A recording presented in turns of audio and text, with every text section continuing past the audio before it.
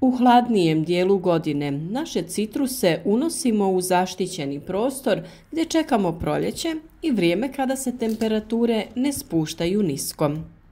Budući da imamo veći broj biljaka koje zauzimaju sve više prostora, prisiljeni smo da zauzimamo prostore u garaži, hodnicima i sl. Ali uvijek se radi o negrijanim prostorijama gdje su temperature oko 10 stepeni Celzijusa. Unošenjem limuna i drugih citrusa poput naranče, mandarine ili kumkvata biljke doživljavaju stres i u nekom periodu krenu odbacivati list, a nekad i plodove. Zašto se to događa i kako spriječiti ovu pojavu, pogledajte u ovom videu. Podržite naš rad sa lajkom ispod videa i ostavite nam komentar, napišite od kuda nas pratite, koje biljke uzgajate i koja su vaša iskustva sa uzgojem citrusa.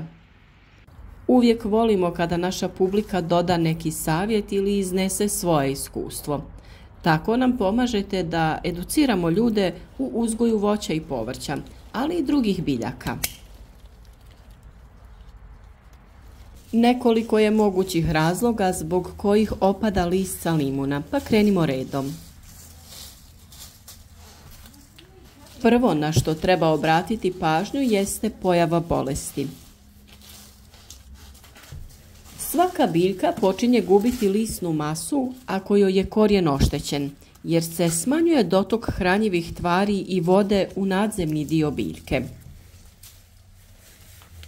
Zbog toga prvi korak u rješavanju ovog problema je provjera stanja korijenovog sistema. Lagano ćemo prekopati tlo te procijeniti da li je korijen zdrav. Limun razvija korijen u svim dijelovima tla u posudi i možemo primijetiti da i na maloj dubini biljka ima odlično razvijen korijen. Bijela boja korijena znak je da je sve u redu i da nema pokazatelja bolesti. Samo biljke sa zdravim i jakim korijenom mogu ostvariti velike prinose i dobar razvoj u narednoj godini. Drugi razlog zbog kojih opada list sa limuna jeste zalijevanje.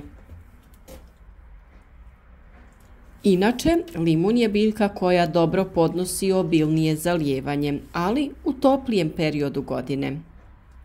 U zimskom periodu kada su temperature niske, biljke treba zalijevati umjereno po potrebi, otprilike 2 puta mjesečno ili čak samo jednom. Veća je vjerovatnost da list opada ako je biljka previše zalivena nego kada joj fali vode. Treći razlog zbog kojih limun i drugi citrusi gube list jeste manjak svjetlosti. To se najčešće događa kada se biljke unesu u zatvorenu prostoriju gdje dožive jednu vrstu šoka. Tada list počinje gubiti zelenu boju te opada. Limun nije listopadna biljka, što znači da nije normalno da odbacuje veliku količinu lista, a naročito ne svu lisnu masu.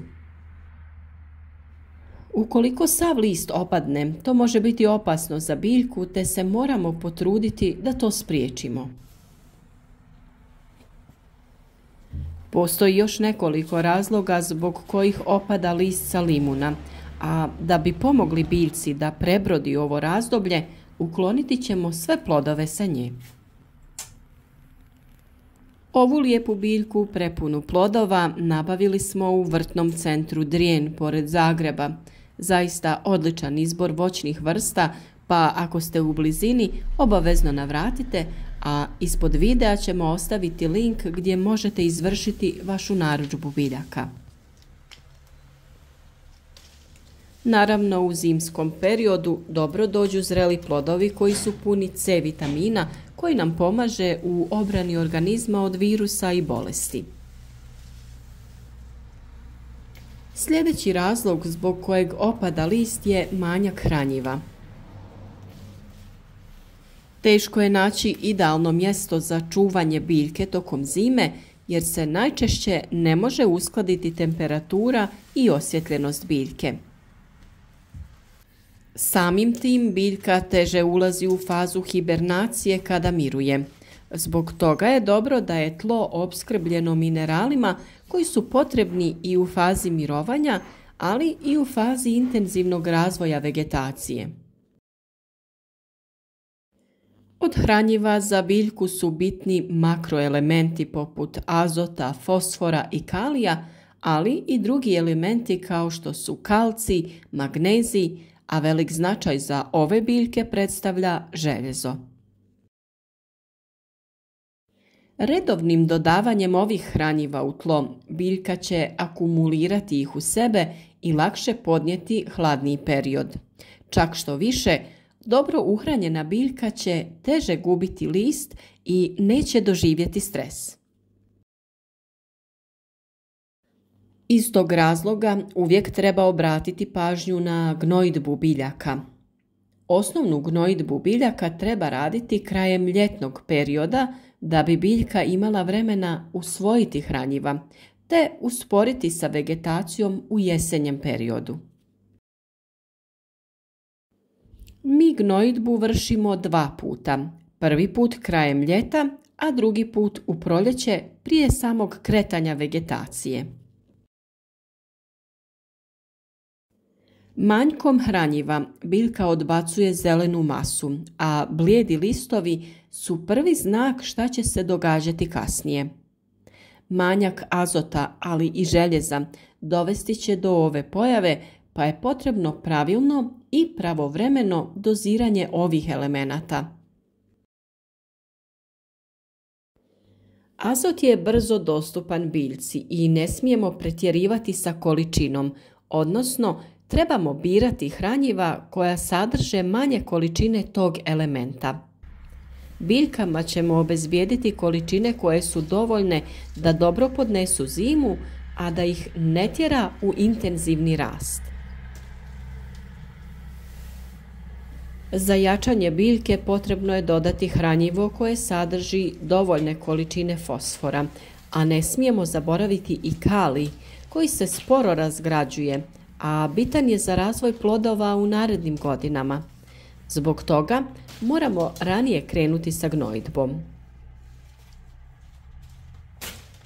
Ako je ta gnojidba izostala, može se izvršiti i u zimskom periodu, jer bolje je dodati hranu i u nepovoljno vrijeme nego izgladnjivati biljku. Za ovu namjenu idealna su hranjiva koja imaju NPK omjer 1:2:3, a to smo pronašli u ovom ekološkom gnojivu u granulama proizvođača Home O Garden. Granule ovog gnojiva pomiješati ćemo u tlu da bi što prije bilo dostupno biljci. Već smo rekli da ga je najbolje upotrijebiti u proljeće u količini od oko 200 grama za veće biljke, 100 za manje, a 50 grama za mlade biljke. Takve mlade biljke smo razmnožili ljetos, što smo vam pokazali u našim videima. I pri sadnji smo dodali dovoljnu količinu hranjiva, zbog čega biljke nemaju problema sa opadanjem lista. Ipak jedna šaka ovog hranjiva prije samog kretanja vegetacije potaknuti će biljku na intenzivniji rast, a nadamo se i prve plodove. Pored ovih razloga, list sa limuna može opadati i ako ga izložimo niskim temperaturama. Naime, mraz i temperatura ispod 0 može spaliti listove, nakon čega će oni da opadnu, a ako su temperature u većem minusu, može doći do oštećenja stabla. Ne preporučujemo zaštitu biljaka umjetnim materijalima jer će oni spriječiti fotosintezu, zbog čega će također doći do opadanja listova sa limuna. Za uspješan uzgoj limuna stablo je ljeti vani u vrtu ili na terasi, a zimi je najbolje da bude smješteno u zastakljenom prostoru gdje se temperatura ne spušta ispod 5 stepeni Celzijusa. Najidealnija temperatura prostorije je oko 10 stepeni Celzijusa. Tada lišće neznatno opada, a nema ni novih izdanaka, tako da se limun odmara i priprema za novi vegetacijski ciklus na proljeće. U zimskom periodu limun treba zalijevati po potrebi 2 puta mjesečno. Često i obilno zalijevanje uzrokuje masovnije opadanje lišća. Limun se presađuje svake 2 do 3 godine u smjesu vrtne zemlje, komposta i oštrog pijeska. Najbolji za uzgoj u posudi je vrsta citrus limon. Cvjeta cijele godine i formira plodove, pa je njegovo stablo vrlo dekorativno, jer se na njemu istovremeno nalaze bijeli cvjetovi, mali zeleni plodovi i veliki sazreli žuti plodovi. Podijelite ovaj video sa prijateljima na društvenim mrežama i pomozite nam u dijeljenju informacija u uzgoju voća i povrća.